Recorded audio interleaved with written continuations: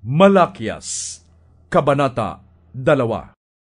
Sinabi rin ni Yahweh sa mga pari, kung hindi ninyo ito papakinggan at isa sa puso bilang pagpaparangal sa aking pangalan, susumpain ko kayo at ang mga pagpapalang tinatanggap ninyo bilang mga pari.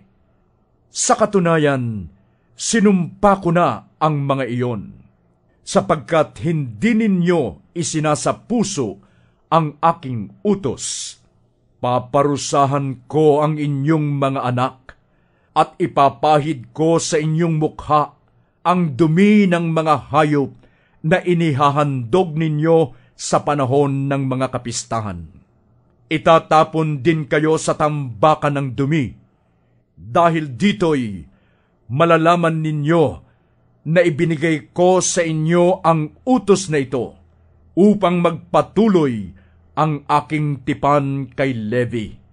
Wika ni Yahweh na makapangyarihan sa lahat.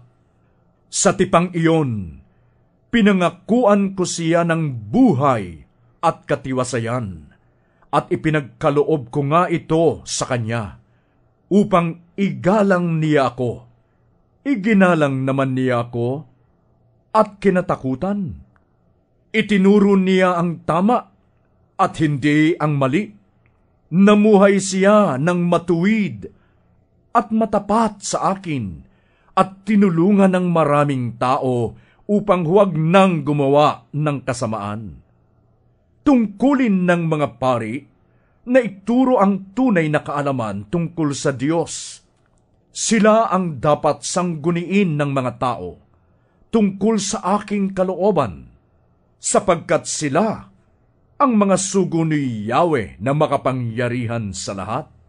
Subalit, lumihis kayo sa daang matuwid, at marami ang nabulid sa kasamaan dahil sa inyong katuruan. Sinira ninyo ang aking kasunduan kay Levi, sabi ni Yahweh na makapangyarihan sa lahat.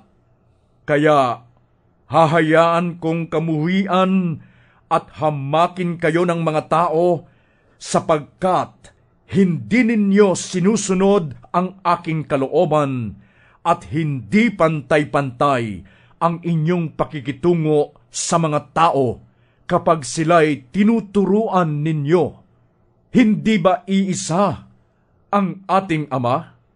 Hindi ba't isang Diyos ang lumalang sa atin? Kung gayoy, bakit nagtataksil tayo sa isa't isa at nilalapastangan ng tipan ng ating mga ninuno?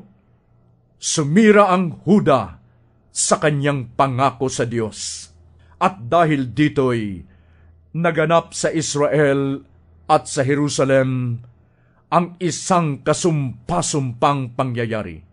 Niyurakan nilang templo na pinakamamahal ni Yahweh. Ang mga lalaki nag-asawa sa mga babaeng sumasamba sa ibang mga Diyos. Puksain nawa ni Yahweh sa bansang Israel ang sinumang gumagawa nito, at huwag na silang pahintulutan pang makibahagi sa paghahandog kay Yahweh na makapangyarihan sa lahat. Kahit padiligin ninyo ng luha ang altar niya, kahit pamanangis kayo't dumaing, hindi na niya kaluluguran ang mga handog ninyo sa kanya. Itinatanong ninyo kung bakit. Saksi si Yahweh na kayo'y sumira sa pangako ninyo sa inyong asawang pinakasalan ninyo nang kayo'y kabataan pa. Sumira kayo sa pangako ninyo sa kanya, bagamat nangako kayong magiging tapat sa kanya. Hindi ba't pinag-isa kayo ng Diyos sa katawan at sa espiritu? Ang layunin niya ay upang maging tunay na mga anak ng Diyos ang inyong mga supling. Kaya't huwag ninyong pagtaksilan ang babaeng pinakasalan ninyo nang kayo'y kabataan pa. Nasusuklam ako sa pagpapalayas at paghihiwalay ng mga mag-asawa, sabi ni Yahweh, ang Diyos ng Israel. Napopoot ako sa taong gumagawa ng kalupitan sa kanyang asawa. Kaya nga, maging tapat kayo sa inyong asawa.